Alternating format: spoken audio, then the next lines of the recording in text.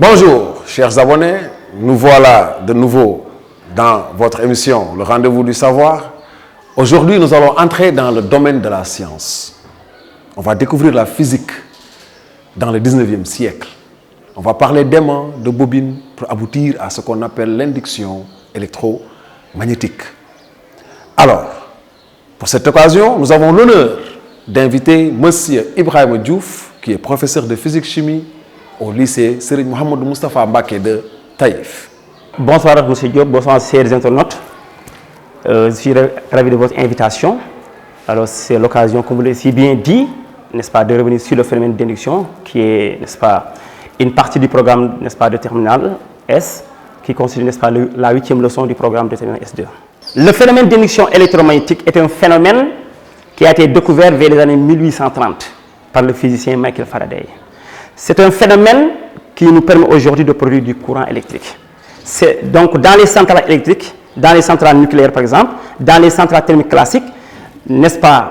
Alors on utilise le principe, n'est-ce pas, de l'induction électromagnétique pour produire du courant électrique. Alors aujourd'hui, c'est l'occasion maintenant de montrer à mes élèves, maintenant avec le phénomène, n'est-ce pas, d'induction électromagnétique, on peut bel et bien produire du courant électrique. Pour cela maintenant, nous avons un aimant et une bobine. Donc nous avons un aimant et nous allons revenir maintenant sur un aimant.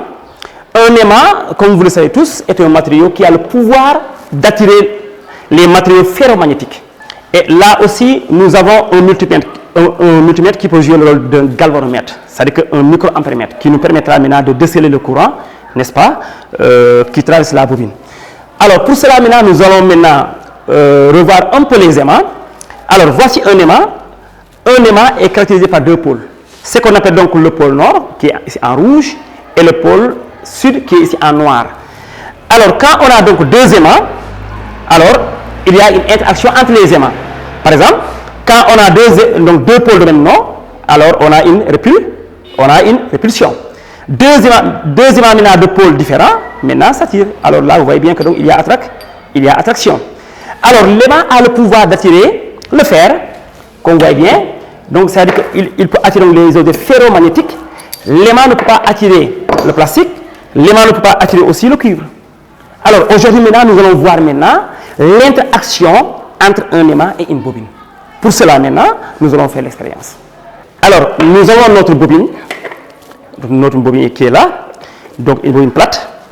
Alors, nous avons donc deux fils de connexion. Nous avons deux aimants. Mais aussi, nous avons un multimètre. Alors le multimètre ici, il va jouer donc le rôle du microampèremètre, un galvanomètre.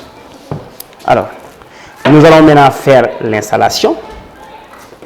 Nous allons faire l'installation. Alors, le rouge. Et voilà. Cool.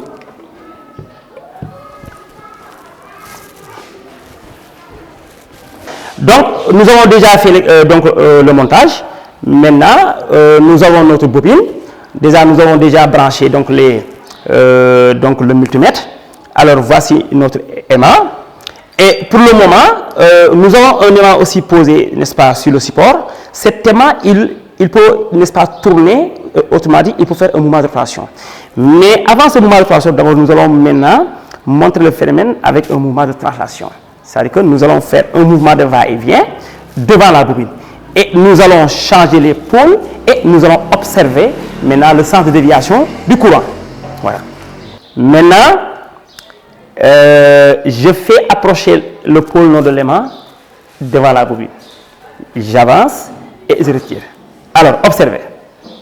Hop, je retire, j'avance, je retire. Alors, je vais augmenter la vitesse du mouvement. Regardez bien qu'est-ce que vous constatez. Vous voyez bien, mouvement de va-et-vient. Quand on approche le pôle nord, on constate que l'aiguille dévie d'un sens. Quand on retire, n'est-ce pas, l'aimant, on voit que l'aiguille retire maintenant de l'autre sens. Maintenant, nous allons changer de pôle.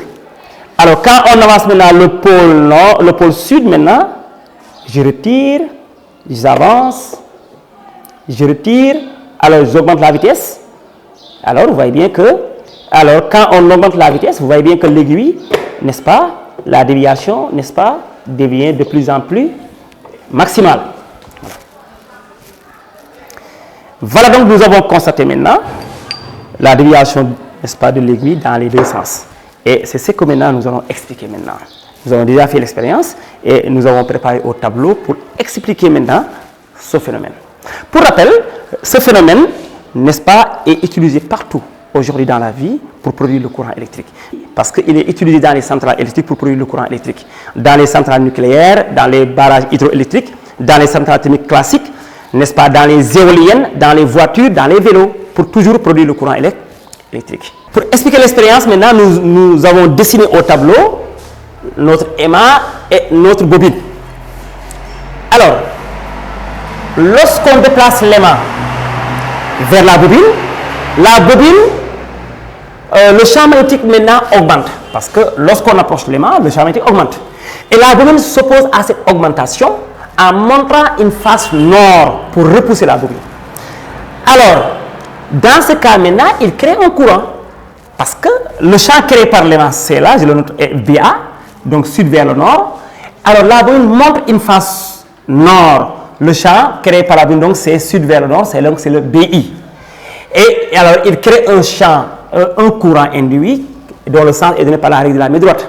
Quand on applique la règle, vous voyez bien que donc, le pouce donne le sens de BI et les 4 doigts donnent le sens de I. Lorsqu'on retire l'aimant maintenant, alors le champ magnétique diminue et la bobine s'oppose à cette diminution en montrant une face sud pour attirer l'aimant. Et dans ce cas maintenant, il crée un courant induit dont le sens aussi change. C'est pourquoi donc vous voyez bien ici que donc le courant est ascendant parce que le champ créé par la bobine et la BI sud vers le nord, avec la règle de la main droite, on retrouve, n'est-ce pas, le sens du courant. Voilà. Pour expliquer maintenant d'une manière beaucoup plus explicite, nous allons maintenant introduire la notion de flux. Alors, lorsqu'on approche l'aimant de la bobine, alors les lignes de champ se resserrent. Autrement dit, le flux augmente. Et la bobine s'oppose à cette augmentation, n'est-ce pas, en réagissant avec, n'est-ce pas, un champ qui s'oppose au BA. Et là, lorsqu'on retire l'aimant maintenant, les lignes de champ maintenant se desserrent et le flux diminue. Et là aussi, la bobine s'oppose à cette diminution, maintenant en réaction avec un B induit qui a le même sens que BA. Voilà. La détermination du sens du courant induit dérive d'une loi qu'on appelle la loi de Lenz. De son vrai nom, Heinrich Lenz, qui a énoncé cette loi en disant le sens du courant induit est tel que, par ses effets, il s'oppose à la cause qui lui donne naissance. Et cette cause n'est rien d'autre que la variation du flux magnétique. Voilà. Oui, M. Diouf, merci beaucoup. Mais cette loi de Heinrich Lenz nous fait constater que quand il fait chaud, on a le corps qui transpire. Et quand il fait froid, on a aussi le corps chaud. Pouvez-vous revenir un peu sur cette dualité causale? Alors, Diop, je pense bien qu'il y a une analogie. Hein? C'est-à-dire que d'une manière naturelle, alors la loi de Lenz, on le vit. On la vit quoi? Pourquoi? Parce que nous savons que quand il fait chaud, on transpire. Pourquoi on transpire? C'est pour atténuer la chaleur. Et là aussi, on voit cause et effet sont opposés. Quand il fait froid, alors le corps est chaud, c'est pour atténuer à la fraîcheur. Alors là aussi, cause et effet, n'est-ce pas, sont opposés. Donc d'une manière analogue, alors on a la loi de Lenz d'une manière naturelle. Voilà. Voilà ce qui met terme à notre expérience. Donc c'était juste faire l'expérience et l'expliquer. C'est l'occasion aussi de remercier aussi ESTV, qui est une chaîne dédiée à l'éducation nationale, vraiment qui fait un travail immense pour le développement de l'éducation. Alors c'est aussi l'occasion aussi pour souhaiter à nos chers élèves, n'est-ce pas, une bonne réussite au bac. Et nous vous donnons rendez-vous bientôt pour, n'est-ce pas, continuer alors le même thème parce qu'on avait induction, le prochainement on va faire auto-induction. Voilà, chers abonnés, nous sommes au terme de notre émission Le Rendez-vous du Savoir. J'espère que vous avez suivi avec passion le thème proposé par M. Ibrahima Diouf. Et surtout, n'oubliez pas la règle de la main droite.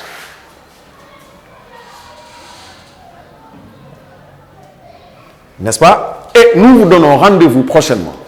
N'oubliez pas de vous abonner et d'appuyer sur le bouton de notification.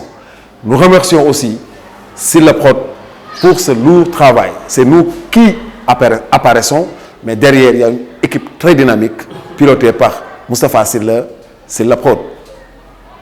À la prochaine.